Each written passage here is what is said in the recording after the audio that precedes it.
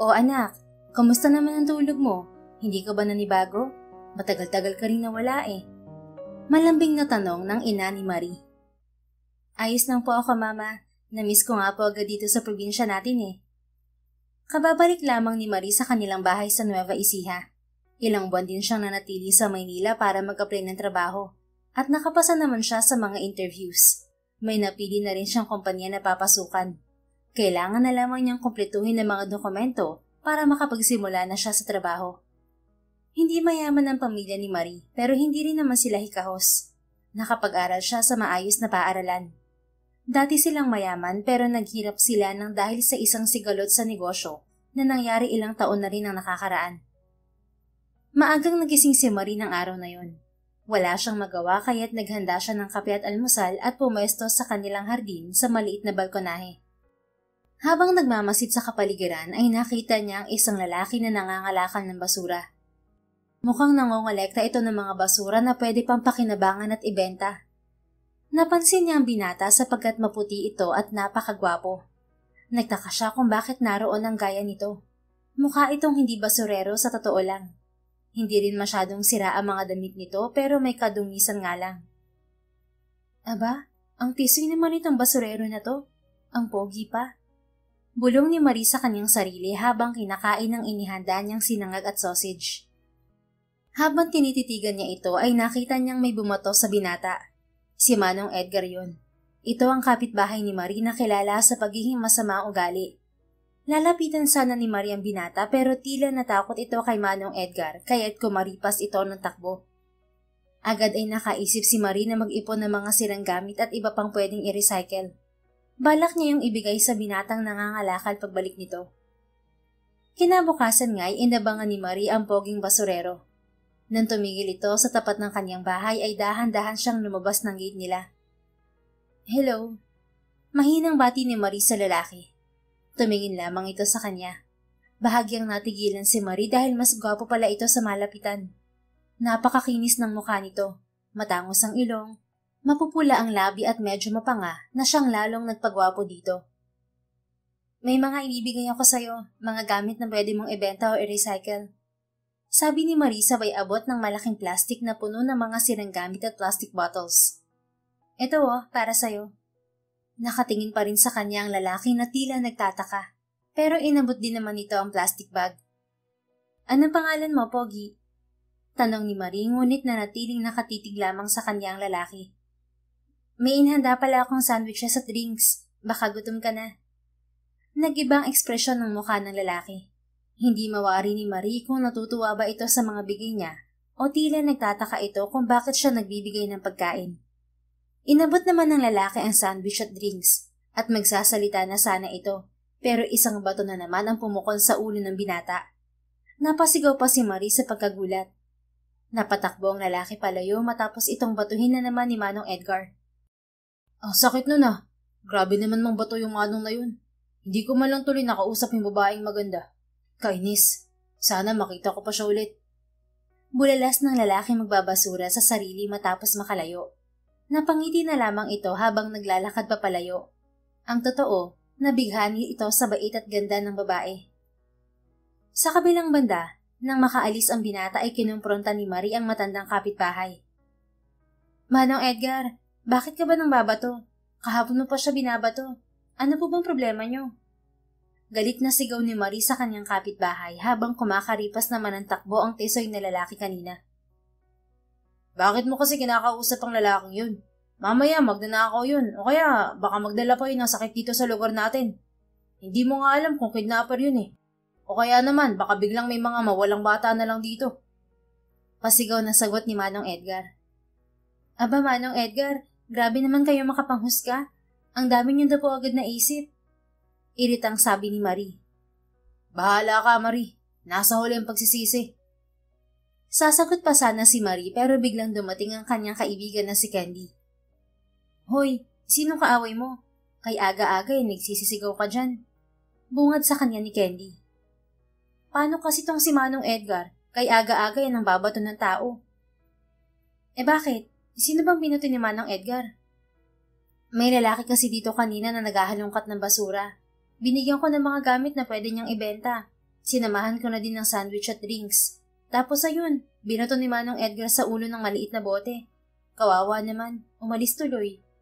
Naiiling na sabi ni Marie. Ay, ganun ba? Hindi ko kasi nakita.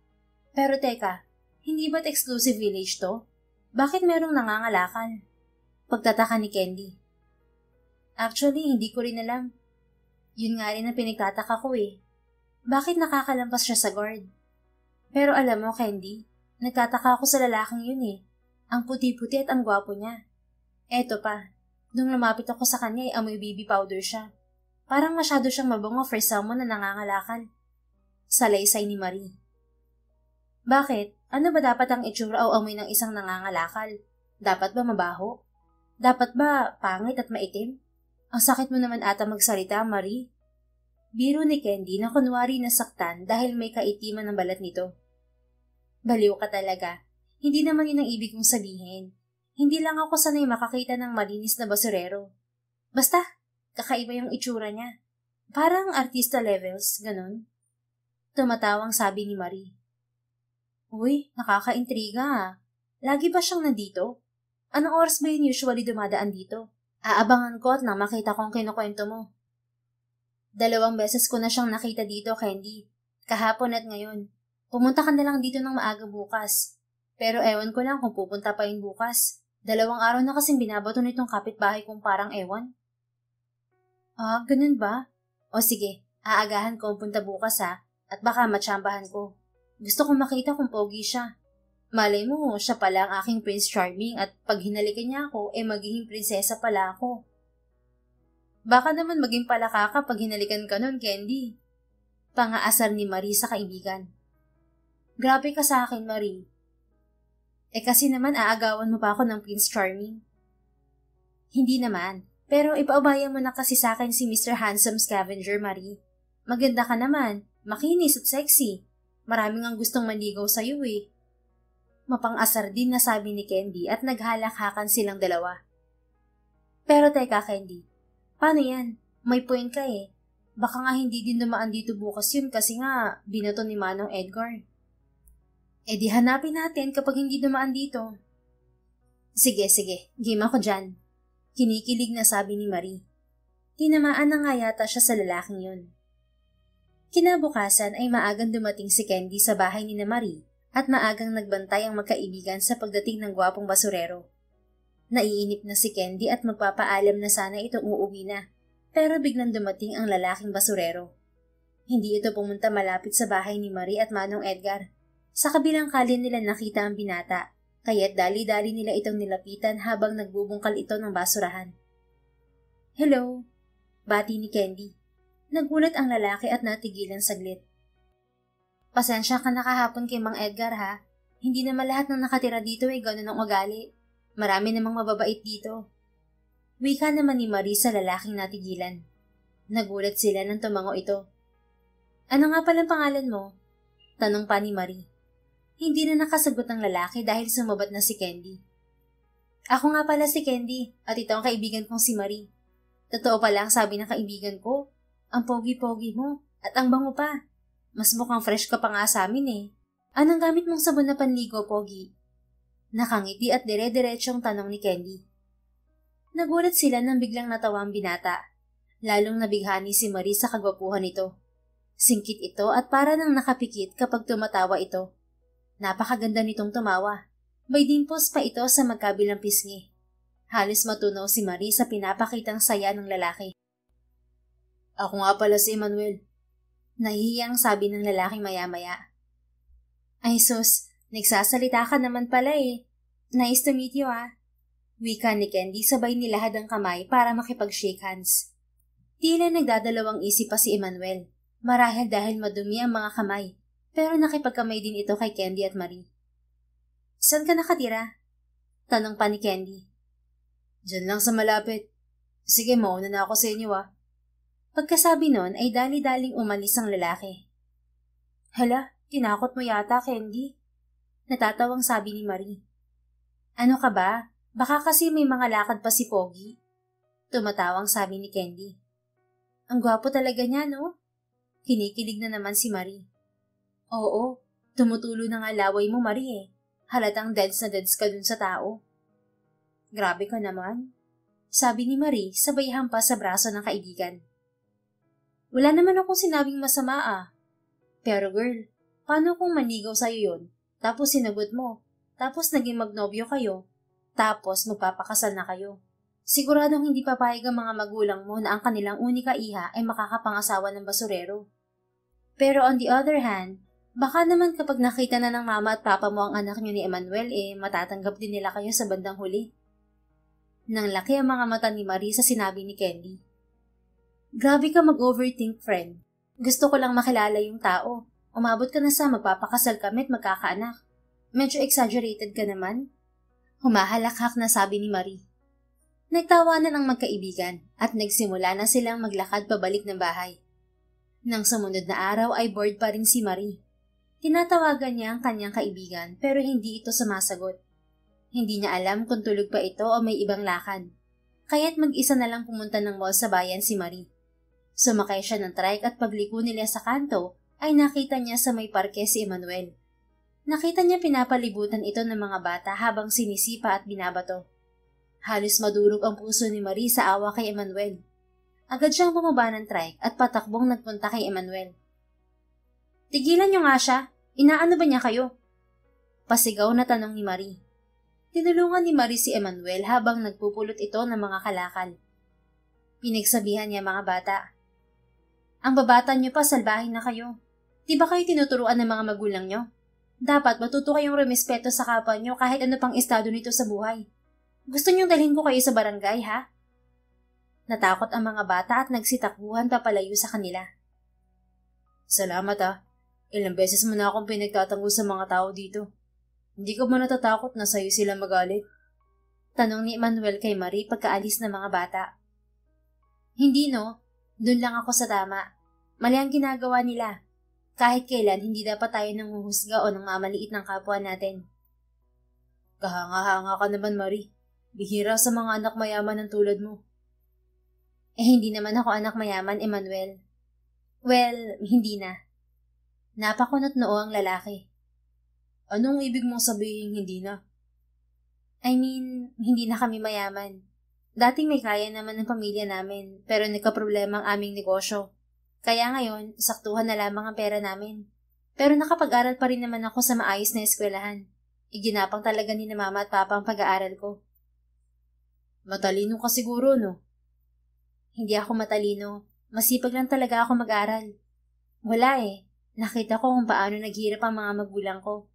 Natakot akong maulit yung sinapit naming paghihirap, kaya nag-aral ako mabuti. Akala ko kasi yun ang makakatulong sa akin na magkaroon ng marangyang buhay. Pero napagtanto ko na kahit naman pala tapos ka ng pag-aaral, hindi mo rin pala masasabi kung ano ang buhay na kahihinatnan mo pagka-graduate sa kolehiyo. Nagstay ako ng ilang buwan sa Manila to find job, pero hindi pala biro ang maghanap ng trabaho. Kaya naisip ko na kung babalik kami ulit sa dati, bawat sentimo pahahalagahan ko. Gusto mo ba ng marangyang buhay, Marie? Hindi, pero gusto ko yun para sa mga magulang ko. Kung ako lang ang tatanungin, gusto ko lang naman ng simpleng buhay eh. Yun bang tama lang ang income? Nakamit mo ba naman ng mga yan? Sadly, hindi nga eh. Hindi pa nga ako nakakapagsimula sa trabaho. Bakit? Ano bang gusto mo sana, Marie? Gusto ko sanang maging chef. Mahilig ka palang magluto? Nakita ni Marie na nagliwanag ang mukha ni Emmanuel. Oo, gusto ko ang pagluluto, pero wala atang gusto sa akin ng pagluluto. Bakit? Hindi ka ba marunong magluto? Kaswal na tanong ni Emmanuel. Lutong bahay lang. Gusto ko sana mag-culinary pero hindi carry ng budget ni Mama. Actually, nag-aayos na lang ako ngayon ng mga dokumento para makapagsimula sa isang kumpanya sa Maynila bilang accountant. Sabi kasi ng mga magulang ko, pang may bahay lang daw ang pagluluto. At wala daw yung mayaman doon. Not unless super galing mo. Ikaw, Eman, ano bang gusto mo? Anong hilig mong gawin at anong pangarap mo sa buhay? Tanong naman ni Marie sa binata. Ako? Anong gusto ko? Simple lang naman. Ang tanging hiling ko lang yung mapalapit sa'yo. Nako, bolero ka pala, Eman. Hindi ako nambobola, Marie. Totoo yun. Ilang araw pa lang kitang nakikita ilang beses mo na rin akong pinagtatanggol. At aminado akong bukod sa ganda mo, nagustuhan kong pagiging matapang mo at may puso sa kapwa. Wala yun, Emmanuel. Mali naman talaga yung ginagawa nila sa'yo, lalo na ni Manong Edgar. Hayaan mo na yun at baka may pinagdadaanan lang yung matanda. Siguro nga dun. Alam mo, Eman, hanga rin ako sa'yo. Hindi ka man lamang nagtatanim ng sama ng loob sa kanila. Kahit ginagawan ka ng masama hindi ka pa rin nagagalit sa mga bully na yun sa'yo. Kasi hindi naman natin alam kung bakit nga ba sila ganun. Balay natin na trauma pala si Manong Edgar, di ba? Hayaan na lang natin sila. Ngumiti lamang si Marie. Hindi siya makapaniwala na nakakwentuhan niya ng matagal-tagal ang binata ngayon. Gusto pa nga sana niya itong kausap pero nagpaalam na ito. O paano? Mauuna na ako Salamat uli at ingat ka lagi. Bilin ni Emmanuel na nakangiti. Sige. Ay wait, Emmanuel. Meron nga pala kaming mga sirang TV at electric fan sa bahay. Baka gusto mong kunin para ibenta sa junk shop o kung saan mo man dinadala yung mga kalakal mo. Nakangiting alok ni Marie dito. Sayang naman. Baka pwede mo pang ipagawa, Marie. Hindi na. Wala naman akong kakilalang gumagawa dito. Kahit nga papa ko hindi naman marunong magkumpuni. Sige, titignan ko muna baka naman pwede pang maayos. Wow, marunong ka mag-ayos ng mga sirang appliances? Natawa lamang si Emmanuel sa reaksyon ni Marie. Titignan ko na lang bukas. Okay lang bang dumaan ako sa bahay niyo bukas ng umaga? Oo naman. Sige, see you tomorrow. Umalis na nga si Emmanuel dala-dala ang kalakal nito at si Marie naman ay nagtungo na sa mall sa bayan. Pag-uwi ng bahay ay agad na tinawagan ni Marie si Candy. Friend! Hindi ka maniniwala sa ikukwento ko. Excited na sabi ni Marie mula sa kabilang linya. Ang sakit naman sa tenga ng tili mo, Marie. Kakagising ko lang parang babasagin mo na ang eardrums ko. Ano ba yun? Tungkol na naman ba yan sa pogi mong basurero? Irritabling sabi ni Candy na pupungas-pungas pa. Eto nga, friend. Nakita ko kanina si Emmanuel. Pinagtitripan siya ng mga bata kaya nilapitan ko. Inalok ko ng mga sirang appliances at ang sabi niya ay titinan daw niya kung makukumpuni pa. So friend, marunong pala siyang mag-ayos ng mga sirang appliances. Ang galing niya, di ba? Kinikilig na kwento ni Marie. Yun lang? Nako, akala ko naman kung ano nang ikukwento mo. Malala ka na Mukhang in love ka na sa handsome basurero na yan. Hindi pa naman, Candy. Crush pa lang. Ewan ko ba? Parang napaka-komportable ko kapag kausap ko siya. Parang ang bait-bait kasi niya. Not to mention, napaka-pogi pa. Mahihiya mga boy bands na yan kapag nakatabi si Eman. Ewan ko sa'yo, malala ka na. Bahala ka. Kapag na-disappoint o nasaktan ka dyan, wag mong sabihin nagkulang ako ng paalala sa'yo Matapos ang pag-uusap ng magkaibigan sa cellphone, ay ihinanda na ni Marie ang mga sirang appliances na kukumpunihin ni Emmanuel. Kinabukasan naman ay maaga siyang nagising. Inilagay na niya sa labas ng gate ang mga sirang TV at electric fan, pero sa loob siya ng gate naghintay kay Eman. Maya-maya pa ay nakita na niyang palapit si Emmanuel. Lalo siyang kinilig. Napakagwapo naman kasi ni Emmanuel, lalo na at ng araw na iyon ay dumating itong bagong ligo. Hindi marumi ang kasuotan. Nakaputing t-shirt lamang ito at plain maong pants, pero litaw na litaw ang kagwapuhan nito. Si Marie din naman ay napakaganda ng araw na yon. Nakasuot siya ng kulay dilaw na sleeveless blouse at maong skirt na katamtaman ng haba. Nag-ayos din siya ng buhok. Napakabango at naglagay ng makeup. Sa tingin niya ay nagandahan naman sa kanya si Emmanuel dahil nahuhuli niya itong sumusulyap sa kanya. Sa labas ng gate kinumpuni ni Emmanuel ang mga sirang appliances.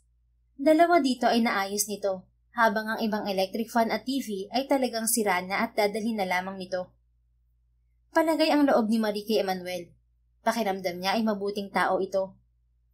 Masaya silang nagkukwentuhan nang dumating ang mga magulang ni Marie galing sa palengke. Pagbaba ng mga ito sa tricycle ay agad lumapit si Emmanuel para magbigay galang sa mga ito. Magandang umaga po. Tulungan ko na po kayo sa mga daladala nyo. Alok pa nito. Magandang araw din sa'yo, iho. Bati ng ina ni Marie na si Aling Christy. Ayos lang ako, iho. Salamat. Kaya ko naman ito at hindi naman masyadong mabibigat ang mga to.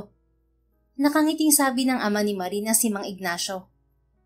Pa, ma, si Emmanuel po ang bago kong kaibigan. Emmanuel, sila ang aking mga magulang. Ikinagagalak ko kayong makilala, ma'am, sir. Nako, wag mo na kaming tawagin ma'am at sir. Tito Ignacio lang at Tita Christy ay ayos na. Nakangiting sabi ng ina ni Marie. Sige po, salamat po. Aalis na rin po ako. May mga asikasuhin din po ako. Nako, baka gusto mong dito na magtanghalian, iho. Alok pa ni Aling Christy. Ay, wag na po. Nakakahiya naman po. May mga lalakarin din po kasi ako ngayong araw. Salamat po talaga. Sa susunod na lamang po siguro. O siya, sige iho. Ingat ka. Sabi naman ng ama ni Marie. Nang makaalis si Emmanuel ay naglikpit na ng kinainan si Marie. Agad naman siyang kinausap ng kanyang mga magulang. Alam mo, mabait yung bago mong kaibigan, Marie. Halatang pinalaki siya ng maayos ng kanyang mga magulang. Wika ng ama ni Marie. Oo nga eh, mabait na eh, gwapong bata pa. Sabi naman ng ina ni Marie. Ngumiti lamang si Marie. Masaya siyang makasama si Emmanuel at tama nga naman ang kanyang mga magulang. Napakabait at maginoo ng binata. Lalo tuloy naging payaisipan kay Marie kung paano siya naging mangangalakal. Gustuhin man niyang tanungin ng binata ay nahihiya naman siya. Naisa na niyang kusa itong magkwento sa kanya. Simula noon ay halos araw-araw nang dumadaan si Emmanuel sa bahay ni Marie. Minsan ay nagkukwentuhan sila at minsan naman ay dumadaan lamang si Emmanuel para bumati at kumustahin si Marie. Isang araw nga dumaan si Emmanuel na may dalang pagkain. Good morning, Eman. Ang aga mo ata. Masayang bati ni Marie dito. Maaga kasi ako mangunguha ng mga plastic bottles kaya maaga akong dumaan. Ito nga pala luto ko. Sana magustuhan mo. Inabot ni Emmanuel ang Tupperware kay Marie. Uy, nag-abala ka pa. Hindi naman nabala to, Marie. Nagluto kasi ako ng adobong manok para tanghalian ko mamaya. Dinagdagan ko na ang luto para naman matikman mo ang luto ko. Naku, salamat. Isa sa mga paborito ko ang adobo. Ay, buti naman. Sana magustuhan mo yan, Marie. Sigurado yan. Amoy pa lang masarap na eh. Teka, baka gusto mong kumain sa loob. Naghanda rin ng almusal si Mama. Naku, Marie, hindi na. Kailangan ko pang makaipon ng mga plastic na bote eh. Idinaan ko lang talaga yung adobo mo. Saka pasasalamat ko na rin yan dahil mabait ka sa akin at binibigyan mo ko ng kalakal. Naawa naman si Marie kay Emmanuel, kaya naisip niyang alokin ito ng ibang pwedeng maging trabaho. Emmanuel, huwag ka sanang ma-offend ah. May mga kilala akong taong posibleng makatulong sa atin. Gusto mo bang tulungan kitang makahanap ng maayos na trabaho dito sa probinsya natin? I mean, don't get me wrong ah. Marangal ang trabaho mo. Wala ka namang inaapakang tao at wala kang inaagrabyado. Pero baka lang gusto mong tulungan kitang makahanap ng mas maayos na trabaho. Mahabang sabi ni Marie. Iniingatan niya ang pagpili ng sasabihing salita dahil ayaw niyang masaktan ng damdamin ng binata. Nagulat si Marie dahil pinaghalong natatawa at nagtataka ang ekspresyon ng mukha ni Emmanuel. Trabaho ko? Tanong ni Emmanuel na tila namamangha. Oo, yung pangangalakal mo. Di ba trabaho mo yan? Ah, okay. Tuluyan ng natawa ang binata. Okay lang ako, Marie. Salamat sa pag-aalala mo. Paano? Mauna na ako ha. Salamat sa oras mo. Sige, ingat ka Emmanuel. Nagtataka man si Marie sa reaksyon ni Emmanuel nang kausapin niya ito tungkol sa trabaho, pero binaliwala na lamang muna niya yon. Halos araw-araw na sila kung magkita. Madalas ding ipagluto ni Emmanuel si Marie, kaya naman lalong nahulog ang dalaga sa binata. Hindi na niya tinitingnan ang estado ni Emmanuel sa buhay. Pero hindi siya titigil hanggat hindi nakukumbinsi si Eman na magkaroon ng ibang kabuhayan. Hindi nagtagal ay nagpaalam na si Emmanuel na gusto niyang ligawan si Marie. Gusto sana kitang ligawan, Marie, pero nahihiya ako. Namumula sa hiya si Emmanuel. Bakit ka naman mahihiya? Kinikilig na sabi ni Marie. Syempre, ganito lang ako eh. Ano ka ba? Hindi ako tumitingin sa estado ng isang tao. Ang importante para sa akin ay kung ano ang laman ng puso ng isang tao. Di ibig sabihin, may pag-asa pala ako sa'yo, Marie. Natatawang sabi ni Emmanuel. Di manigaw ka muna. Tingnan natin. Bungis-ngis na sabi ni Marie na halatang kinikilig sa binatang tisoy. Sinabi mo yan ha? Bukas na bukas yan, iaakit ako ng ligaw sa bahay niyo. Seryoso ka, Eman? Kaya mong harapin ang tatay ko? Oo naman. Kahit si Manong Edgar ay kaya kong harapin, makapanligaw lang sa'yo. Naghalakhakan ng dalawa. Nagsimula na nga manligaw si Emmanuel kay Marie ng sumunod na araw. Dahil naging malapit na sila sa isa't isa, ay niyaya ni Emmanuel si Candy at Marie na mag-camping. Sa kabilang bayan ay mayroong magandang camping site na hindi pa masyadong sikat, kaya hindi yun masyadong matao. Minabuti naman ni Candy na hindi sumama para magkaroon naman ng sapat na oras si Emmanuel at Marie na makilala ang isa't isa. Sabado nila na pagkasundo ang mag-camping at sa labas na sila ng gate ng village nakita. Magandang umaga, Eman. Bati ni Marie sa binata. Mas maganda ka pa sa umaga, Marie. Akin na yung bag mo. Nakangiting sabi ni Emmanuel sabay kuha ng backpack ni Marie. Wag na, okay lang ako sa bag ko. Kaya ko namang buhatin to eh. Mangangalay ang likod mo. Malayo-layo ang ating lalakarin. Akin ang bag mo. Ibinigay rin ni Marie kay Emmanuel ang kanyang backpack at siya na lamang ang nagbitbit ng mga daladalang pagkain ni Emmanuel. Ano tong mga dala mo, Eman? Pagkain natin, saka pang ihaw na rin. Ang dami naman ito. Di ba to uwi rin tayo bukas? Bakit parang pang isang linggo tong dala mong pagkain? Saka gumastos ka patuloy. Okay lang, ayokong magutom ka pati. Wala tayong mabibili ng pagkain dun. Sana sinabi mo para naman nakapag-ambag ako. Hindi naman kailangan, Marie. Date natin to kung tutuusin. Date? Oo nga naman, date. Tara na nga. Hindi nagtagal ay narating din nila ang campsite. Ibinaba nila ang kanilang mga gamit at si Emmanuel naman ay nagsimula ng mag-ayos ng tent. Napatingin si Marie sa magandang view. Di niya napansin na ang taas pala ng lokasyon ng campsite na yon, kaya naman overlooking ito sa mga magkakaratig bayan. Ang ganda dito. I can't believe hindi ko alam ang lugar na to. Bulalas ni Marie. Kailan ko lang din to na-discover. Makalat ang lugar na to dati kahit hindi naman madalas dayuhin. Ako ang naglinis dito. Madalas din akong dumalaw dito eh. Sinisiguro ko lang na walang nagkakalat dito. Ang ganda, di ba? Sayang naman kung kakalatan at papabayaan lang. As in, ikaw ang naglilinis dito? Oo, pero hindi naman lagi. Kapag minsan lang. Hindi mo na itatanong eh, mapagmahal ako sa nature. Kaya siguro ako naging basurero. Tumango lang naman si Marie at napangiti. Umupo sila sa harap ng tent at nakamasid sila pareho sa napakagandang view sa paligid. Salamat, Maria. Biglang sabi ni Emmanuel. Ha? Salamat saan? Ako dapat ang nagpapasalamat dahil dinala mo ako dito. Salamat kasi kasama kita ngayon dito, Marie. Masaya ako. Bakit naman hindi ako sasama? Masaya ka namang kasama. Mabait ka rin naman at mapagkakatiwalaan. Salamat naman kung masaya ka rin palang kasama ako. Teka, medyo lumalamig na. Hindi ka ba giniginaw? Gusto mo bang sa loob na lang ng tent? Medyo lang, pero carry pa naman. Ikaw ba hindi ka nilalamig, Eman? Sakto lang. Magsisimula na ako ng apoy para makapag-ihaw na din tayo para na din mainitan tayo ng konti. Nagsimula na nga magpabaga ng apoy si Emmanuel. Isinalang na nito ang dala nitong mga isda. Maya-maya pa ay naluto na ang kanilang uulamin.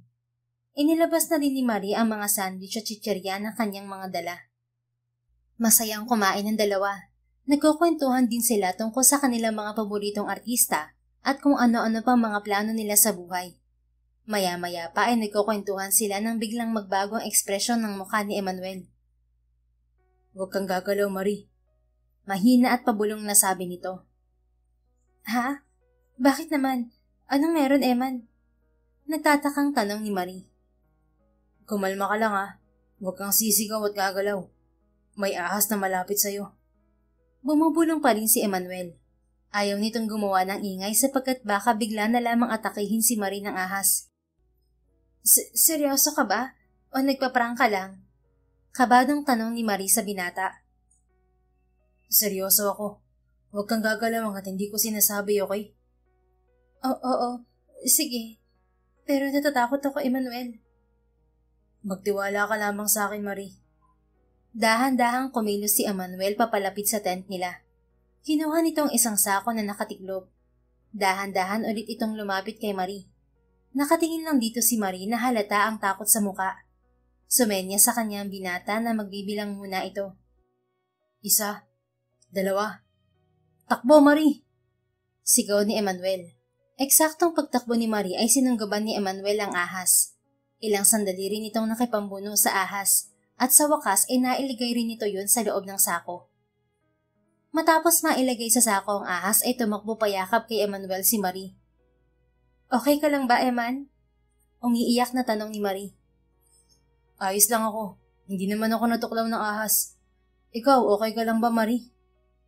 Okay lang ako, Eman. Maraming salamat. Grabe ka, ang tapang mo ah. Ahas yun pero nakaya mong ilagay sa loob ng sako. Napansin ni Marie na namumutla si Emmanuel. Hoy, okay ka lang ba, Eman? Marie, pwede bang pakiabot mo ako ng tubig? Agad kumuha ng tubig si Marie at tinulungang uminom si Emmanuel. Napansin niyang hindi lamang namumutla ang binata. Nanginginig din ang kamay nito. Hoy, Eman, namumutla at nanginginig ka. Ayos ka lang ba? Natuklaw ka ba ng ahas? Magsalita ka, Eman. Mangiyak-ngiyak na si Marie sa kaba. Hindi ako natuklaw ng ahas. Ang totoo niyan takot ako sa ahas. May phobia ako sa ahas kasi nung bata pa ako. Muntik ako matuklaw niyan. Simula nun natakot na ako sa ahas. Paliwanag ni Emmanuel. Nahuli mo nga ang ahas. Nakipambuno ka at nailigay mo pa nga sa sako. Paano mo yung nagawa kung takot ka sa ahas? Siyempre, buhay mo na nakasalalay dun Kaya kakayanin ko. Salamat Ang bait mo namang kaibigan. Ang swerte siguro ng mga kaibigan mo sa'yo. Kaya mong itaya ang sarili mong buhay para sa kanila. Manghang sabi ni Marie. Mabait naman akong kaibigan, Marie. Pero ang totoo hindi ko naman kayang itaya ang sarili kong buhay sa lahat ng kaibigan ko. Ha? What do you mean? Sinagip mo nga ang buhay ko at itinaya mo ang buhay mo para sa akin. Hindi ko naman gagawin yun para sa kung sinong tao lang. Siyempre naman, Marie, special ka sa akin. Importante ka sa akin, kaya nagawa akong itaya ang buhay ko para sa'yo. Hindi ko mapapatawad ang sarili ko kung may nangyari sa'yo nang wala akong nagawa. Namula si Marie at muling nagpasalamat sa binata. Salamat naman kung ganun. Isa pa pala, Marie. Pasensya ka na rin talaga Hindi ko naman alam na may ahas dito Nakailang balik na ako sa lugar na to at ligtas naman. Wala yun, Emmanuel. Wala namang may gusto na mangyari yun Ang importante, safe tayong dalawa. Dahil sa ahas na muntik nang umatake kay Marie, ay napaaga ang kanilang uwi.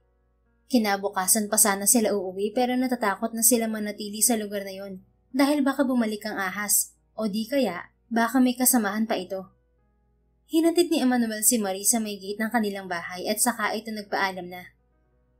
Mauna na ako Pasensya ka na at hindi naging masaya ang date natin. Napaaga pang uwi natin. Nahihiyang sabi ni Emmanuel. Date? Date ba talaga yon? Kinikilig na tanong ni Marie. Oo naman. Bakit? Hindi ba date sa'yo yun? Ewan ko. Ang alam ko lang inigaya ka mag-camping. Saka akala ko nagbibiro ka lang sa sinabi kanina sa campsite. Nakangising sabi ni Marie. Date yun. Ayaw mo ba? Gusto. At hindi mo dapat ipanghingi ng pasensya yun sa akin, Emmanuel. Nakita ko kung anong kaya mong gawin para sa akin.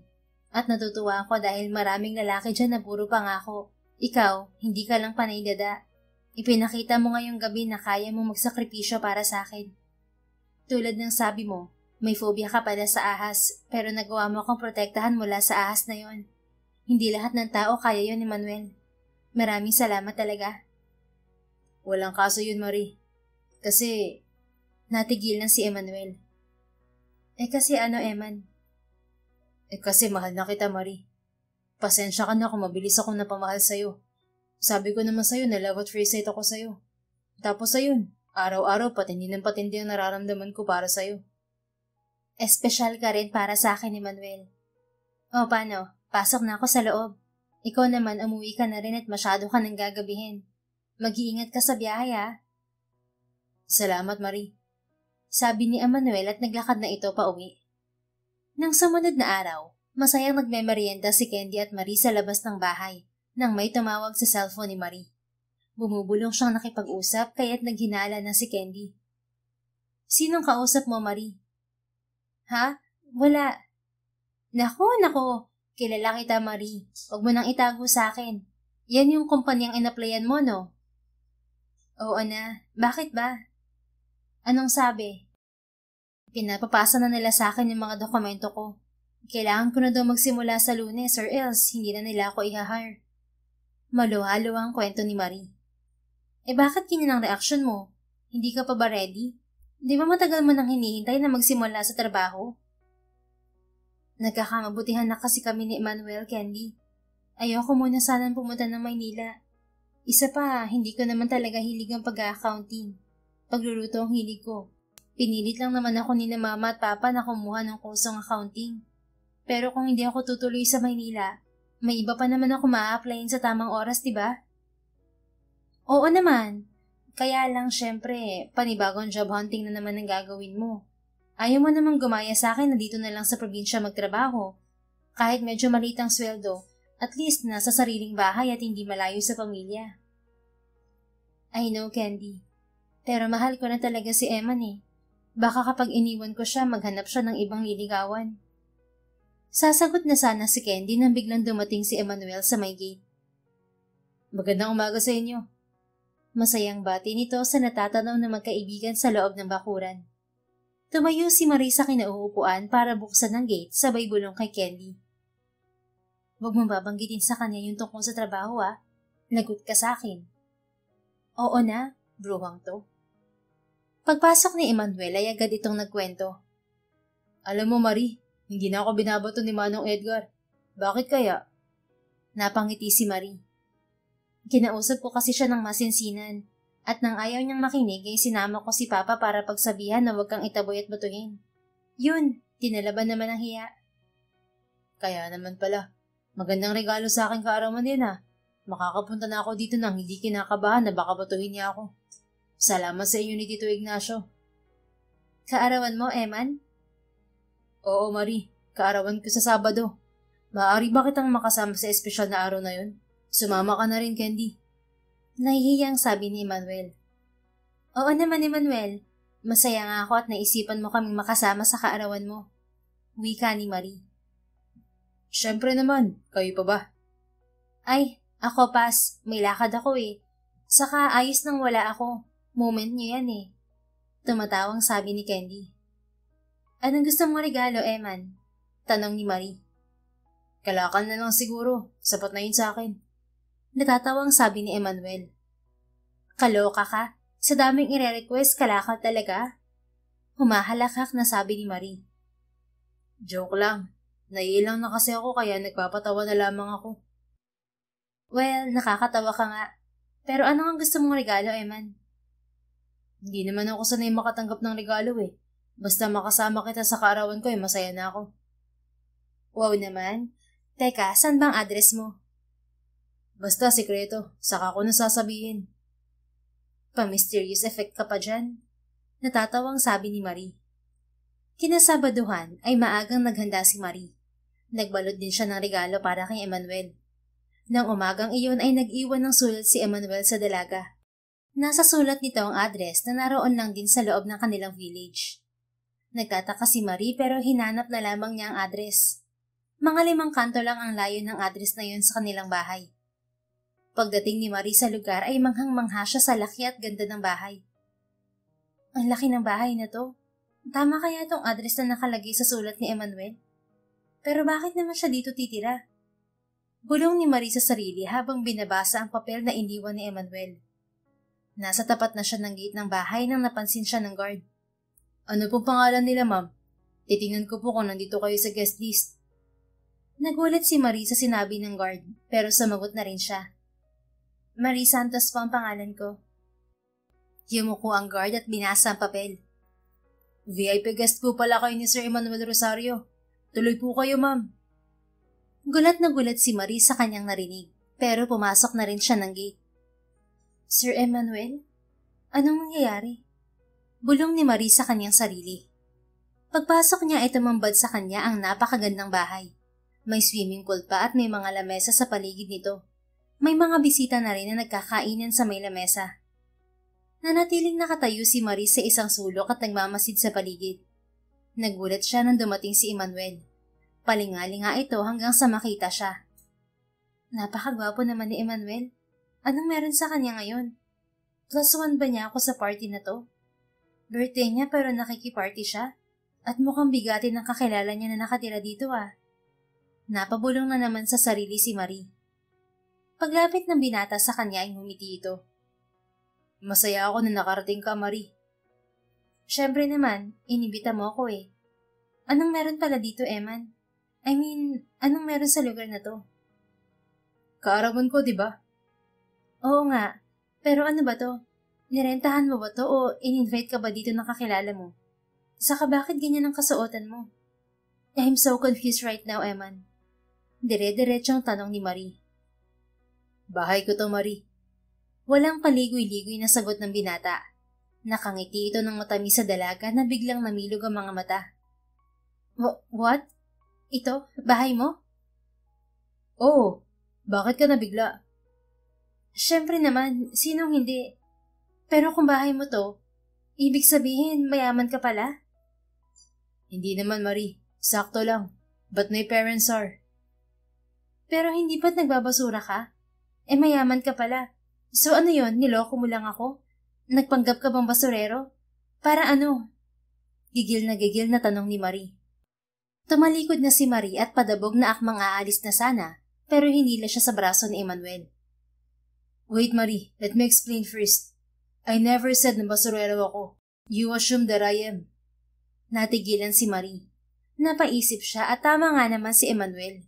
Hindi nito sinabi sa kanya na scavenger ito. Siya lang talaga ang nag-assume agad. Di hindi. Fine, you won, Eman. Tama ka. Hindi mo nga sinabi na basurero ka. Pero bakit hindi mo naman ako itinama nang inakala kong ganun ka nga? Ang dali lang magsalita at mag-explain, di ba? Sumbat ni Marie dito. I'm sorry. But let's just say, nag-enjoy ako sa atensyong binibigay mo sa akin, Marie. Maraming beses kong tinangkang sabihin sa'yo yung totoo. Pero napangunahan ako ng takot eh. Saka baka iwasan mo ko bigla. Takot naman sa ano? Parang ang babaw na rason naman yata, Eman. Natatakot ako na baka kapag nalaman mong totoong estado ko sa buhay, baka hindi mo na ako kausapin. O baka magalit ka kasi baka maisip mo na niloko kita. Hindi ko gustong lokohin ka, Marie. Sa maikling panahon, napamahal na agad ako sa'yo. Kaya naman minabuti kong wag na lang muna ipagtapat sa'yo ang totoo kong pagkatao. Actually, medyo ganyan nga yung pakiramdam ko ngayon eh. Parang gusto ko nang iwasan ka at magalit sa'yo. Pagtatapat ni Marie ng nararamdaman. I'm sorry, Marie, if hindi ko sinabi agad sa'yo ang totoo. I really am. Gaya nga ng sinabi ko sa'yo, na love at first sight ako sa'yo. Para ka kasing knight in shining armor ko noon. Alam mo yung binabato ako ni Mang Edgar tapos bigla kang dumating para ipagtanggol ako. Pati na rin yung nasa parke ako at pinagtitripan ako ng mga bata. Bigla ka din dumating para ipagtanggol ako. Para bang bumagal ang lahat at wala na akong ibang makita kundi ikaw lang, Marie. Sinabi ko sa sarili ko unang kita ko pa lang sa'yo. She's the one. Kaya naman naisip ko na panindigan na lang na basurero ako sa paningin mo. Dahil nakikita ko na hindi ka tumitingin sa estado ng isang tao. Sabi mo noon sa akin, mas tinitingnan mo ang laman ng puso ng isang tao. I'm sorry I played safe, Marie. But I swear to God, my intention to you is pure and clear. Please forgive me, Marie. Namula si Marie. Kinilig siya sa kanyang mga narinig. Ang galit na kanyang nararamdaman dahil sa hindi pagsasabi ng totoo ni Emmanuel ay napalitan ng saya sa puso. Fine, apology accepted. Pero anong ginagawa mo? Bakit ka nangongolekta ng mga basura at ng mga sirang gamit? Ano yun? Trip-trip mo lang ba, ha? Your house in this village is one of the most expensive one. Kaya alam ng lahat na hindi ka basta-basta lang kapag dito ka sa area na ito nakatira. You're either a billionaire or a millionaire. I admit, my parents are one of the wealthiest couple in the Philippines. They own international manpower agencies, and they also own international travel and cruise agency. Meron din silang cargo shipping lines around the world. And I'm an environmentalist, Marie. I can't stand the thought that our world is slowly getting destroyed. I just feel that I need to do something about it. Nag-iipon ako ng mga plastic bottles and containers para i-recycle. Ganoon na din ang mga sirang gamit na nakukuha ko. Ang mga basura naman ay aking tinatapon. Kaya naman pala hindi ka kagaya ng mga basurero. Isa ka palang anak mayaman. Bakit naman hindi mo na lang iutos si paghanap ka ng basura? Paano kung makidnap ka sa paglabas-labas mo? May mga bodyguard na nakabantay sa akin sa malayo kaya safe ako. Actually, pastime ko lang ang pagiging environmentalist. May mga business ng parents ko dito sa Pilipinas na akong in charge. But my employees can handle them naman even without my presence. Sa tanong mo naman, mas gusto ko na ako na mismo nangongolekta ng mga basura sa kung saan-saan. Wala na akong makuha ng mga plastic bottles dito kaya napadpad ako dun sa area nyo. Pumupunta din ako sa mga dagat para maglinis, pati sa mga lugar na kailangan ng atensyon. Ha? As in, pati sa ilalim ng dagat naglilinis kayo? Gulat na tanong ni Marie. Yes, syempre may oxygen naman. Then we go to the bottom of the sea para tanggalin ang mga basura na makakasira sa mga lamang dagat o pwedeng makalason sa mga isda. Wow, that's amazing. Pero teka, Emmanuel, naisip ko lang naman, bakit pinapabayaan mong batuhin ka ng mga tao kapag namamasura ka?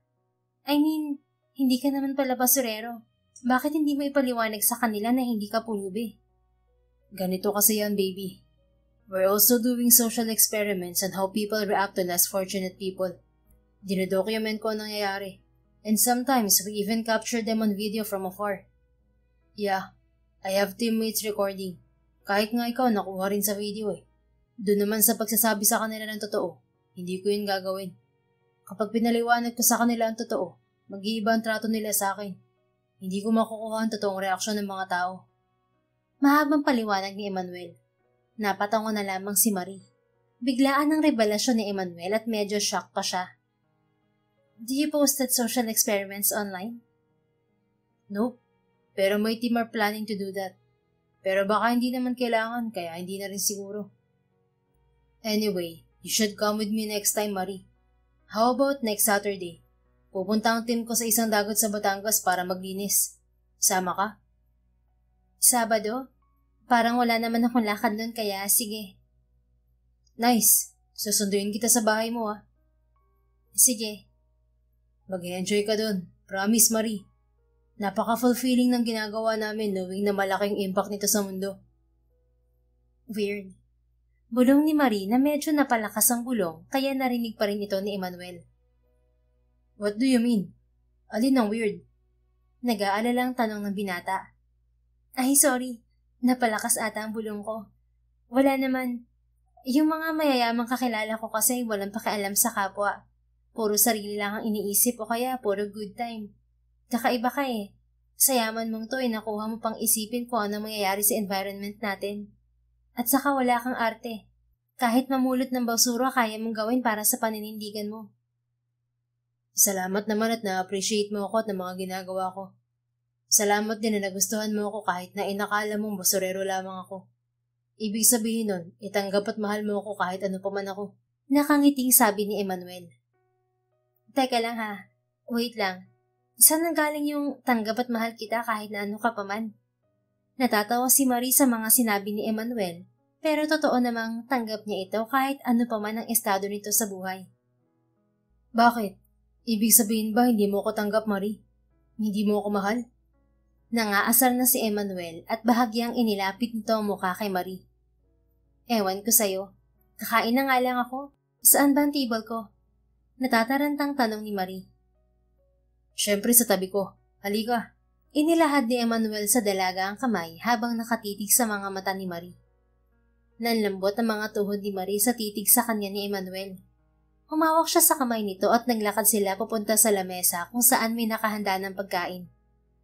Habang kumakain sila ay paminsan-minsang tumatayo si Emmanuel para kausapin ng mga bisita.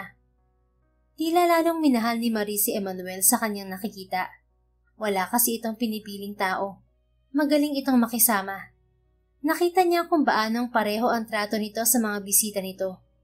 Napansin din niya na may nakabihis na tila mayayaman at may simple lamang ang pananamit. Ang iba nga ay nakikita ni Marie kapag lumalabas siya ng village. Mga tindero at tindera sa kasada ang iba sa bisita.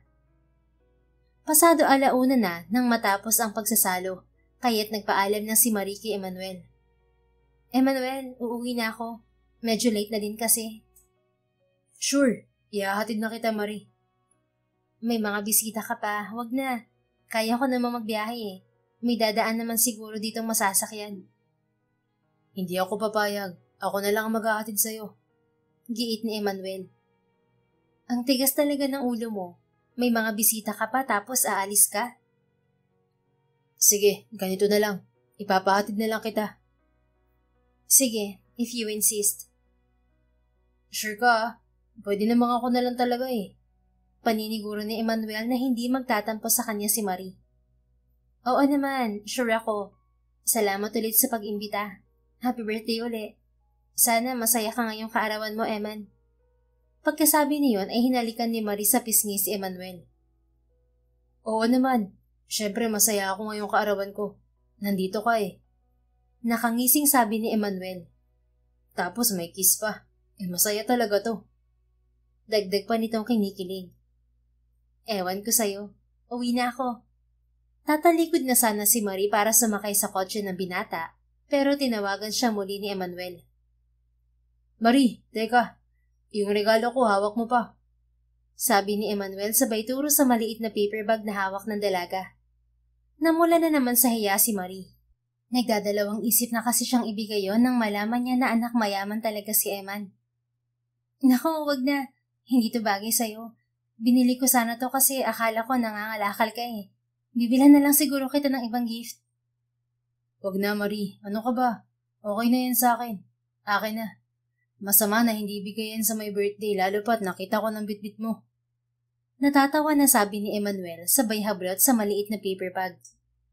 Agad binuksan ni Emmanuel ang paper bag at nakita nito ang laman nun. May tuwalyang pampunas ng pawis at isang sombrero ang regalo ni Marie dito. Uy, magagamit ko to sa pangongolekta ko ng mga plastic bottles. Salamat, Maria. Sabi ni Emmanuel sabay yakap ng mahigpit kay Marie. Drama mo naman? Para towel at sombrero lang natutuwa ka na. Ang yaman-yaman mo nga. Syempre naman, basta galing sa'yo, masaya na ako. Pero mas magiging kumpleto sana ang karawan ko kung sasagutin mo na ako, Marie. Bakit? Ano bang tanong mo? Pabirong tanong ni Marie. Hindi ba't naniligaw ako sa'yo? Baka pwede mo na akong sagutin at nang maging nobya na kita. Nakakatakot ka kasing sagutin ni Manuel. Ang yaman mo pala kasi. Ano ka ba? Ako pa rin to, si Emma, na mahal ka. Mayaman o hindi, iisa lang ang tinitibok ng puso ko. Ikaw yun, Marie. Talaga ba? Opo, promise. O siya, sige na nga. Pasimpleng sabi ni Marie. Biglang namilog ang mga mata ni Eman at namutawi ang dimple dahil sa malawak ng ngiti. You mean, sige na nga, tayo na? Nakangiting tanong ito. Tumango si Marie. Seryoso ka ba dyan, Marie? Baka naman napipilitan ka lang dahil kaarawan ko. Hindi ah. Mahal na rin naman kita, Emmanuel. Ayaw mo ba? Hindi ka ba naniniwala? Siyempre gusto at naniniwala. Thank you, baby. Sobrang saya ko. Ito ang pinaka-espesyal na regalong natanggap ko. Niyakap ni Emmanuel si Marie ng buong higpit. Mahal na mahal kita, Marie. Salamat sa pagtitiwala mo at pagmamahal. Salamat din sa pagmamahal mo, Emmanuel, at sa pagtsatsaga sa paghihintay sa sagot ko. Paano? Uuwi na ako ah. Asikasuhin mo na mga bisita mo. Mag-usap na lang tayo kapag hindi ka na busy. Sumakay na sa kotse ni Eman si Marie at hinatid na siya sa bahay ng driver ng binata. Pagkatapos ng party ay agad na tinawagan ni Eman ng nobya. At mula ng gabing yon ay wala nang naging palya si Eman sa pagpapadama ng pagmamahal kay Marie. Hindi na tumuloy sa Maynila si Marie. Naghanap na lamang siya ng ibang mapapasukan na trabaho sa kanilang probinsya sa Nueva Ecija. Si Emmanuel naman ay itunuloy pa rin ang pangongolekta ng mga plastic at pagiging environmentalist habang pinapatakbo online rin ang iba nilang mga family business. Ang mga magulang ng binata ay inaasikaso naman ang business nila sa ibang bansa, kaya hindi pa maipakilala ng binata si Marie sa mga ito. Nakasama na rin ni Marie ang iba pang mga kaibigan at kasamahang environmentalist ni Emmanuel. Minsan ay sumasama din siya sa mga lakad ng mga ito kapag naglilinis si na Eman sa mga dagat o kabundukan. Sa ganoong paraan nila mas nakikilala ni Emma ng isa't isa. Nang mag-iisang taon na silang magnobyo ay dumating sa Pilipinas ang mga magulang ni Emmanuel. Kaya naman pagkakataon na ni Emmanuel na ipakilala na ang kanyang nobya sa mga ito. Pumunta ito kina Marie para sabihin sa nobya ang tungkol sa gaganaping formal dinner sa bahay ng binata. Mahal, dumating kagabi ang mga magulang ko. Imporma ni Eman sa nobyo. Ay talaga ba? Biglaan ata. Akala ko ba busy pa sila sa business niya sa US? Kabadong tanong ni Marie. Kinakabahan siyang makilala ang mga ito, lalo pa nga at mayaman ang mga ito. May mga emergencies daw sa ibang negosyo namin dito sa Nueva Ecija at sa Maynila, kaya biglaan ang uwi nila dito. At saka gusto ko rin nilang makilala. So they are expecting you to join us for a formal dinner. Palagi kasi kitang ikinukwento sa kanila kapag nag-uusap kami sa telepono. Ganun ba? Nakakakaba naman, mahal. Ano ka ba? Mabait naman ang mga magulang ko, huwag ka mag-alala. At isa pa, alam naman na nila tungkol sa ating relasyon at wala naman silang tutol. Mabuti naman. Nabawasan ng kaba ko ng very slight. Kailan ba yung formal dinner na sinasabi mo, mahal? Sa Sabado na, mahal. Sabado? O sige, pupunta ako. Basta wag mo akong iiwan sa kanila, ha? Napangiti si Eman. Opo, isama mo na rin pala si tito o tita, ha? Nagtaka si Marie. Kailangan bang pati sila isama ko? Oo naman. Isama mo na sila para magkakilala na rin sila ng parents ko. Idea din nila to. Sige na, sasabihin ko sa kanila. Pero di ko sure kung sasama sila, ha? Napipilitang sabi ni Marie. Hanggang sa dumating ang araw ng Sabado at hindi maipaliwanag ni Marie kung bakit kabadong-kabado siya. Kasama ang mga magulang niya ay nagtungo sila sa bahay ni na Emmanuel. Maging ang magulang niya ay hindi rin makapaniwala na mula pala sa mayamang pamilya si Eman. Pinapasok sila ng mga kasambahay at pinatuloy sa dining area. Nakahayin na lahat ng pagkain at nakaupo na sa lamesa ang mga magulang ni Emmanuel. Ginandahan ni Marie ang ngiti sa mga ito, pero nagtaka siya sa ekspresyon ng mukha ng mga ito. Tila ba hindi natutuwa, at hindi sa kanya nakatutok ang mata ng mga ito, kundi sa mga magulang niya. Paglapit nila sa lamesa ay agad nagsimulang magsalita ang ina ni Emmanuel. At anong ginagawa niyo dito? Mataray na sabi ni Doña Elena. Nagkatinginan si Eman at Marie, pero nagawa pa rin magsalita ni Marie. Inimbitahan po ako ni Emmanuel at sabi po niya isama ko raw ang aking mga magulang. Kinakabahang sagot ni Marie. Magulang mo pala sila? Pwes, hindi kayo welcome sa bahay na ito. Ano po? Hindi makapaniwala si Marie sa kanyang narinig. Puno siya ng pagtataka, maging si Eman. Sa puntong yun ay lumapit na si Emmanuel sa ina. Mom, is everything okay? Di ba pina-invite mo sila sa akin? Besides, they are my visitors. Please, wag mo naman po akong ipahiya sa kanila. Bakit mo inimbitahan ng mga yan dito sa ating dinner, iho? Galit na tanong ng ama ni Eman na si Don Tomas. Dad, ano ho bang problema? Saka di ba kayo ni Mami ang nagpa-invite sa kanila? Naguguluhang tanong ni Emmanuel. Yung mag-asawang yan ang natride sa negosyo natin nung araw, anak. Pasigaw na sabi ni Don Tomas. Buti na lang at nakarma sila, kaya nalugi ang kanilang negosyo. At sa tingin ko naman, mahirap na sila uli. Tama lang yan para sa mga trader na tao na gaya nila. Napahilod si Eman sa sintido. Hiyang-hiya sa pamilya ng nobya. Gulong-gulo din ito sa nangyayari. Hindi kami ng trader sa negosyo niyo, Tomas. Hindi na nakatiis na sagot ng ama ni Marie.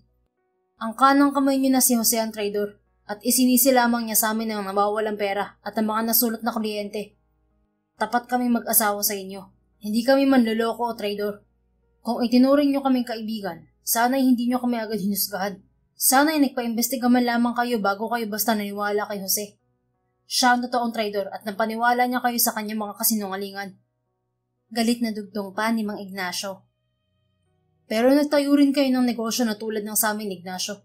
Nagpatayo rin kayo ng agency na nagpapadala ng mga tao sa Taiwan at Japan. Hindi ba't sapat na pruweba na yon? Nagtayo kami ng negosyo namin dahil tinanggal mo kami sa kumpanya na walang sapat na ebidensya. Sana man lamang ibinigyan niyo kami ng sapat na panahon para patunayan na hindi kami ang traidor. Siyempre, kinailangan din namin kumita para sa aming pamilya. Pangangatwiran ni Mang Ignacio. Hindi ako naniniwala sa inyo. Makakaalis na kayo. Galit na sabi ni Doña Elena. Talaga, aalis kami. Hindi nyo na kami kailangan paalisin.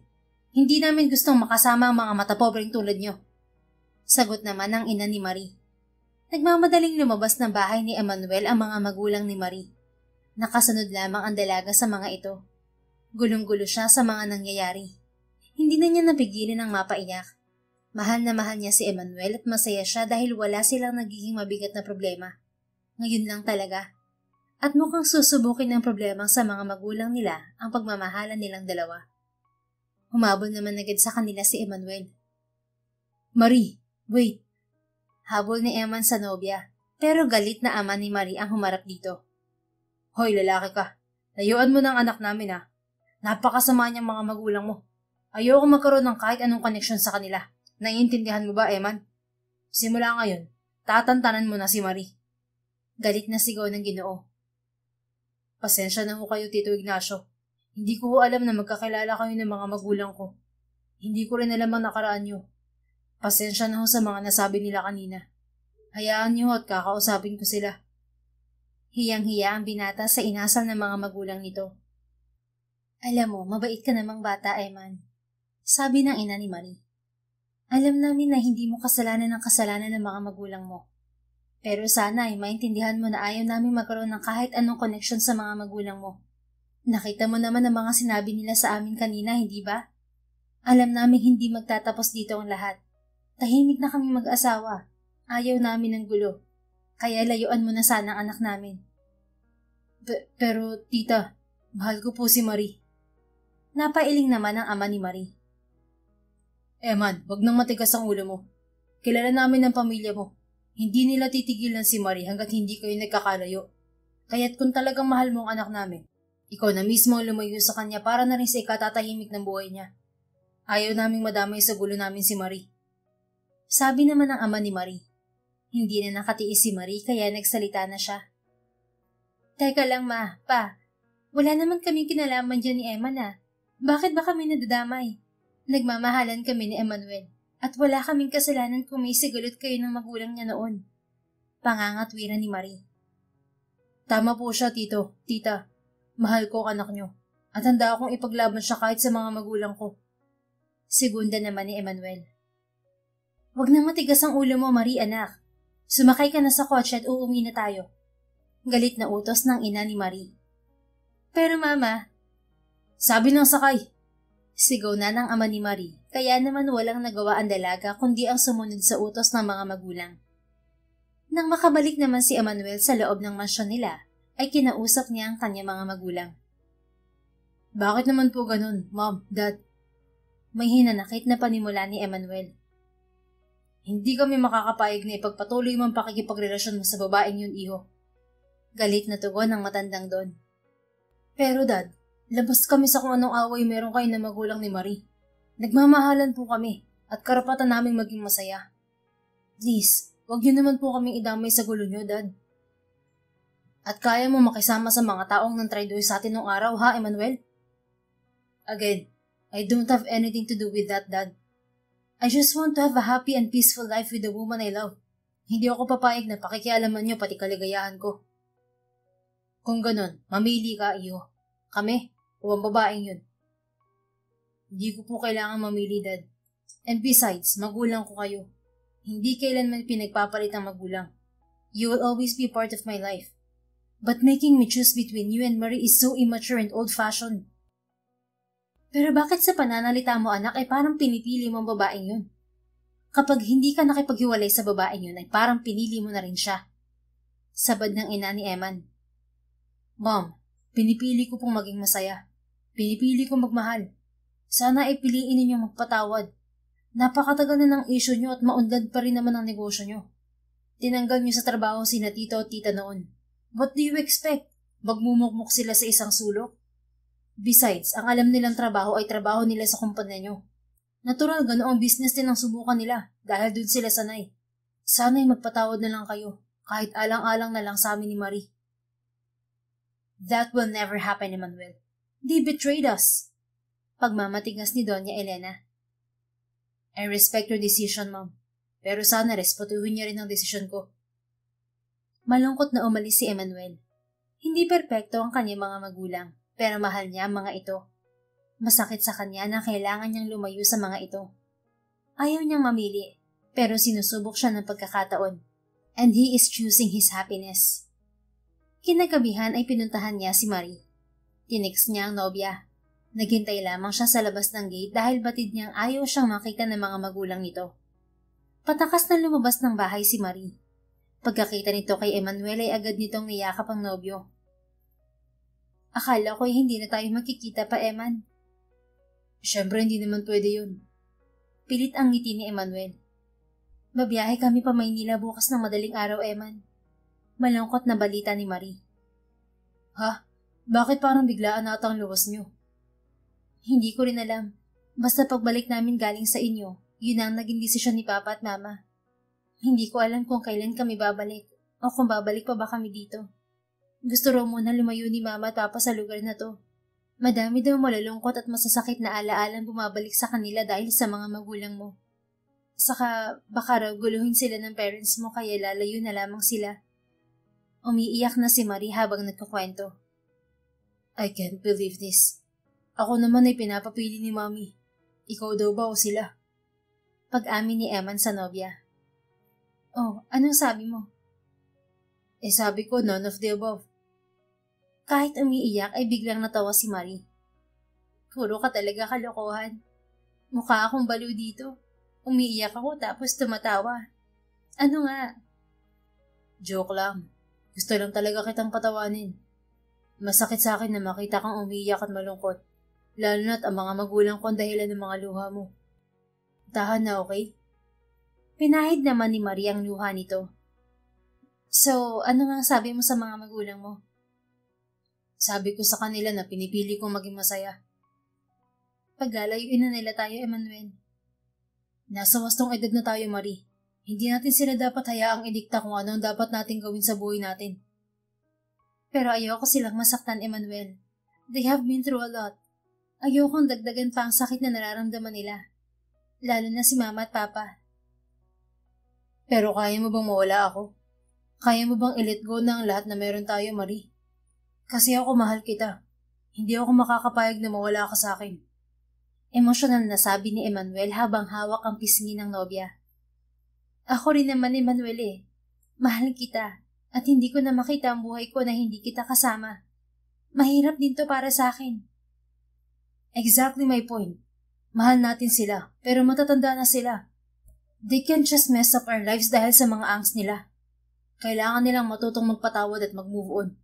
Hindi naman pwedeng habang buhay nilang dalhin yung galit nila sa isa't isa. At lalong hindi nila tayo pwedeng idamay sa mga issue nila. Tama ka naman, mahal. Pero anong gagawin natin? I have a plan. Huwag kang sumama sa Maynila. Magtanan tayo. Pagkatapos ay magpakasal tayo. Payag ka ba, Marie? Nagulit si Marie sa sinabi ni Emmanuel. Hala siya. Kasal agad?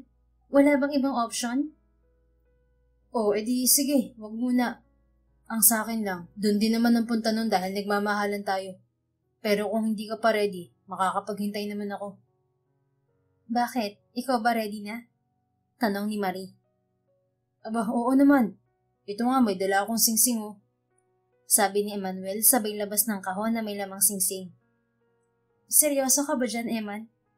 Kinikilig na tanong ng dalaga. Oo naman. Actually, magpo-propose nga sana ako nung dinner natin, mahal. Kaso naman, umeksena naman to mga magulang natin kaya hindi natuloy. Iiling-iling si Emmanuel. Halata ang pagkadismaya sa mga magulang. Pwede mo pa namang ituloy ngayon, mahal ko. Nakangising sabi ni Marie. Nakangiti na. Laking tawa naman ni Manuel at agad itong lumuhod sa harap ni Marie. Marie Santos, dati ay hindi ako naniniwala sa love at first sight. Pero ikaw ang patunay na totoo pala yun. I fell in love with you 1 year, 3 months, 2 weeks and 12 hours ago. Simula nang nakita kita ay minahal na kita. At pangakong mamahalin kita habang ako'y nabubuhay. Will you marry me and make me the happiest man in the world, mahal? Madamdaming litanya ni Emmanuel. Medyo naluluha na rin. Lumuluhan na sa kasiyahan si Marie. Yes, I will marry you, Emmanuel. Ipagluluto kita palagi. Aalagaan at mamahalin sa araw-araw ng buhay natin. Tumayo si Emmanuel at niyakap ng mahigpit si Marie. Salamat, mahal ko. I love you so much. I love you even more, Eman. Mabilis silang naglapat ng labi at nagyakapan din ng mabilis. Hihintayin kita sa may parke mamayang madaling araw, Marie. Huwag ka na magdala ng maraming gamit, ha? Ilang piraso lang na damit at important belongings lang. Kinakabahan ako, Emmanuel. Ready ka na ba talaga? May ipon ka na ba? Pabiro yun, pero literal na isa sa ikinakakaba ni Marie. Kahit pa pwede naman silang magtrabaho pareho, pero iba pa rin na handa sila sa financial bago ikasal. Hindi kita papabayaan. At opo, mahal. May ipon na ako para sa atin. Everything will be okay. Just be there sa sinabi kong lugar, okay? Nang madaling araw ay naghintay nga sa may parke si Emmanuel. Sakay siya ng kanyang magarang kotse. Kabadong-kabado siya. Sumasagi lagi sa isip niya na baka magbago ang isip ni Marie tungkol sa kanilang planong pagtatanan at pagpapakasal. Ilang sandali pa ay dumating na si Marie, kaya naman nakahinga ng maluwag si Eman. Nagmamadali si Marie at dala-dala ang dalawang malalaking bag. Pagsakay nito ng kotse ay yumakap agad ito kay Emmanuel. Sigurado na ba tayo sa ginagawa natin, Eman? Ako oo. Ikaw ba? Hindi ko alam. Ang alam ko lang ay hindi ko kayang mawalay sa'yo. Yun naman pala eh. E di tara na. May future misis. Nakangiting sabi ni Emmanuel. Tumuloy ang dalawa sa isang maliit na condo unit sa Maynila. Nang dumating sila sa condominium ay agad nilang iniayos ang kanilang mga gamit. Kaya na ba talaga natin? Nag-aalinlangan na namang tanong ni Marie. Oo naman. Basta't magkasama tayo, lahat kakayanin natin. Aayusin ka agad natin bukas sa mga dokumento para sa ating kasal. Sige, maaga akong gigising bukas para masimulan na natin.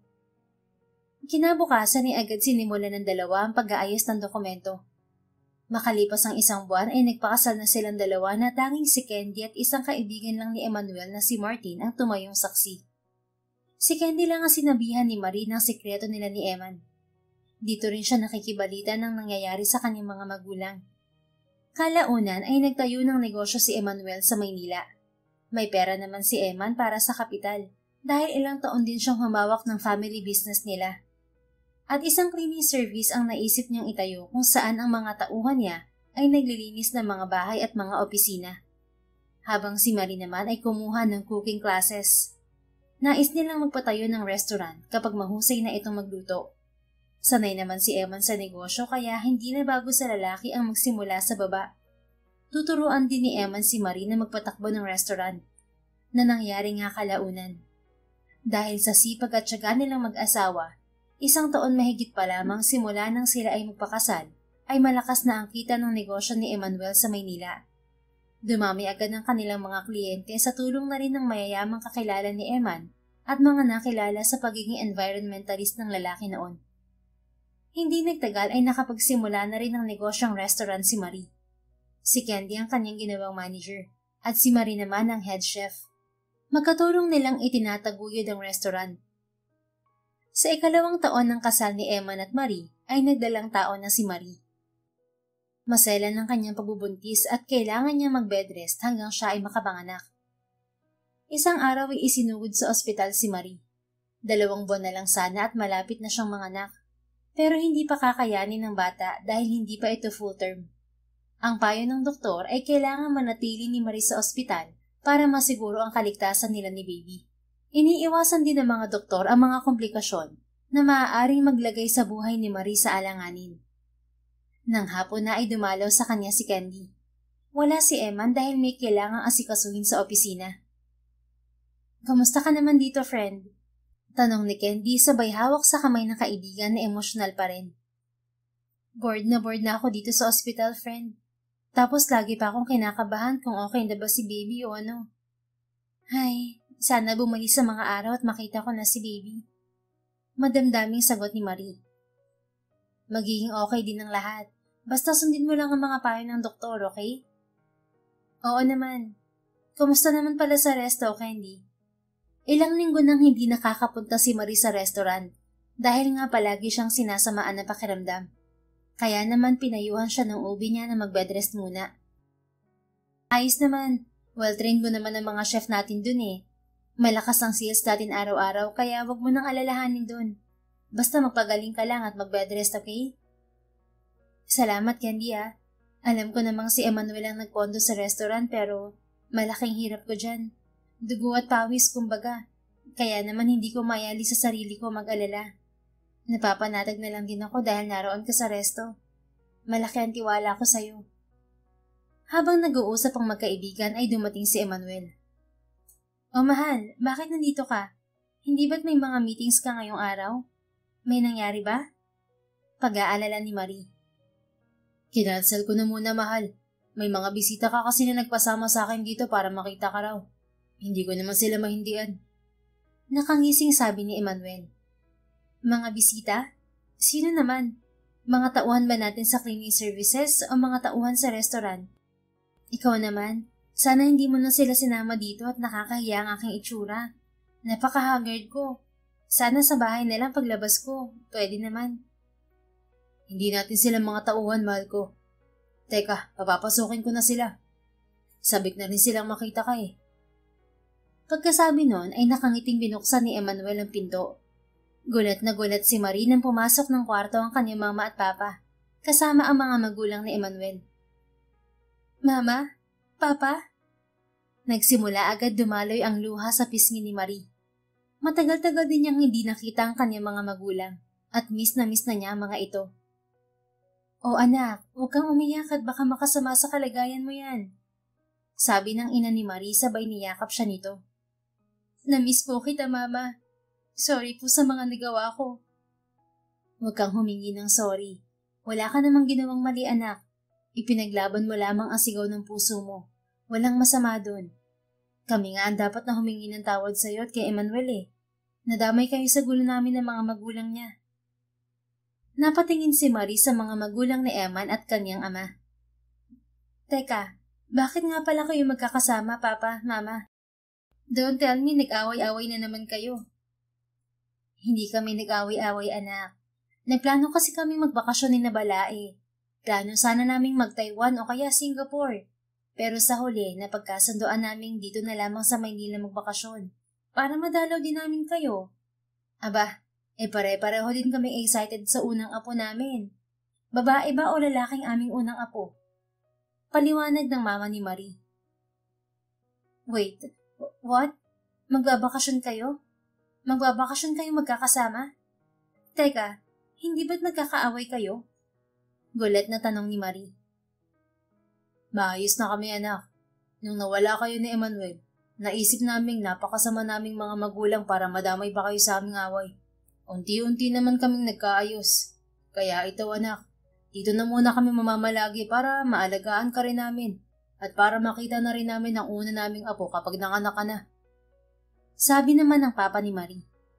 Lumapit din sa kanya ang magulang ni Emmanuel. Pasensya ka na, iha, sa mga nangyari. Nakapag-usap at nakapag-ayos na rin kami ng mga magulang mo. May nagpatunay din na wala silang kasalanan. Naintindihan na rin namin ang punto ng bawat isa.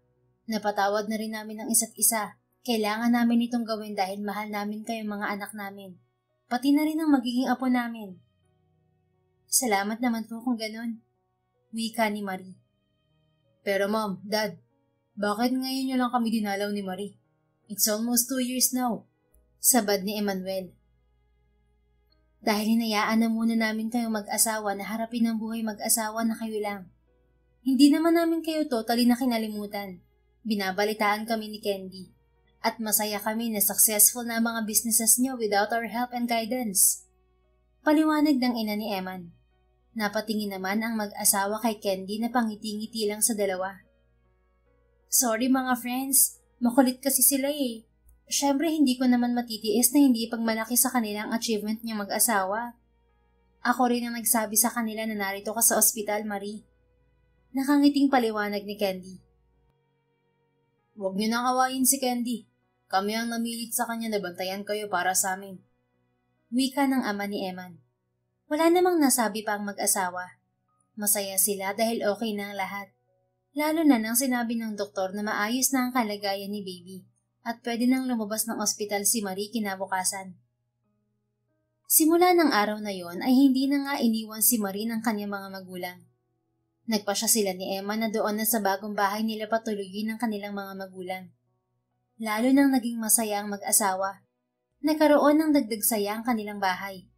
Masaya rin sila na nanumbalik na ang pagkakaibigan ng kanilang mga magulang. Nagpasya rin ang mga magulang nila na sa Maynila muna manatili. Hindi nagtagal ay nanganak na si Marie. Isang malusog at cute na baby girl ang kanyang isinilang. At pinangalanan nila itong Ella May. Tuwang-tuwa ang kanilang mga magulang dahil napakaganda ng sanggol. Nakabalik din agad sa restaurant si Marie, sapagkat 2 pares ng lolo at lola ang nag-aagawang mag-alaga sa kanilang anak. Halos hindi na rin naman nila mahawakan ng baby nila. Pero usapan nila na sa gabi at weekend ay kanilang mag-asawa si baby. Pumayag naman ang matatanda. Sa isip-isip ni Emma at Marie, mabuti na lamang at hindi sila sumuko sa hamon sa kanila ng buhay. Mabuti na lamang at ipinaglaban nila ang kanilang pagmamahalan. Kaya naman sa bandang huli ay nakamtan nila ang masayang pamilya kasama ang kanilang anak. The end. Kung nagustuhan mo ang istoryang ito, please don't forget to like, comment, and share it with your friends. Your support really makes a difference. Thank you and see you sa ating next story. Keep safe and be blessed.